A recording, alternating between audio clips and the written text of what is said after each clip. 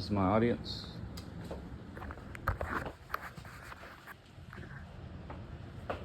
Imagine voting for a candidate believing that they represent you, only to realize that they represent whichever corporation can write the biggest check. I've researched this topic extensively and have found troubling links between political influence and corporate funding in both parties. This affects every one of us, whether it be the price of prescription drugs, climate policy, or the right to bear arms.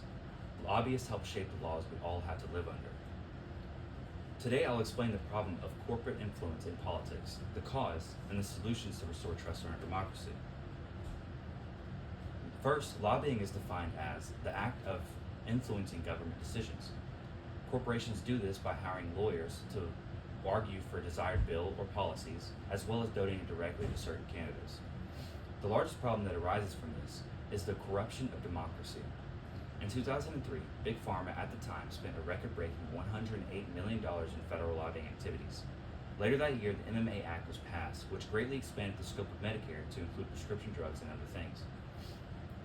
Although a slight stipulation was added in the bill, this stipulation barred Medicare from negotiating drug prices, and as a result, pharmaceutical rose their drug prices significantly and forced the American public and the government to shoulder the financial burden. According to audits at the time, pharmaceutical companies had an average of a 10% annual increase in profits every year after 2003. And according to Open Secrets, an organization that tracks corporate donations, based on information from the Senate Office of Public Records, pharmaceutical and health product companies spent $385 million in federal lobbying activities. This kind of funding creates a pay-to-play precedent, where no longer do citizen voices matter, but rather corporations with the largest checkbooks have the most say. In addition, citizens have realized that their voices do not matter, and according to a Pew Research study, only 20% of citizens trust the government always or most of the time. One cause for this unethical practice is the 2010 Supreme Court ruling in the Citizens United versus the Federal Elections Committee case. In this case, Citizens United wanted to release a video about Hillary Clinton, but the laws around federal lobbying prohibited it. Instead of ruling solely on this issue, the Supreme Court chose, according to the Federal Elections Committee, chose to strike down the century-old prohibition on independent spending, aka money going directly towards a candidate or party. This ruling resulted in a cascade of rulings, which resulted in almost zero restrictions on corporate lobbying.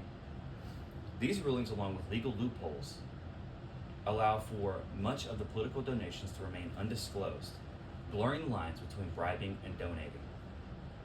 One of these loopholes is called bundling, which is when corporations will pool their funds together in order to bypass the caps put on independent donations. In addition, lobbying is caused by an increase in campaign costs. In 2016, the presidential campaign would cost $7 billion. Just 4 years later, in 2020, $14 billion was spent on the presidential campaigns. Politicians understand that on average, 80% of the time, whoever spends the most wins the race. So they are all too happy to put one vote one way or another in order to procure more funds so they can win re-election. The solution to this issue is a simple one. First, we must pass laws to prohibit donations from registered lobbyists representing corporations.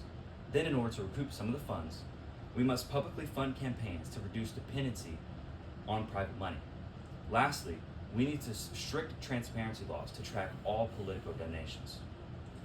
Other countries have already enacted things like this. For example, France has a 25 million euro cap on presidential campaign spending. And in Maine, they've already passed the Clean Elections Act, which pulls public money to fund campaigns. Corporate contributions influence political decisions and should be banned, period. We've looked at the problem of distorted democracy, the cause rooted in legal loopholes, and the solutions to restore trust in our democracy. We must support campaign finance contribution organizations, contact our local representatives, and most importantly, vote for candidates who reject corporate funds. If our democracy is truly for the people, then we must cut the strings that tie our politicians to corporate donations.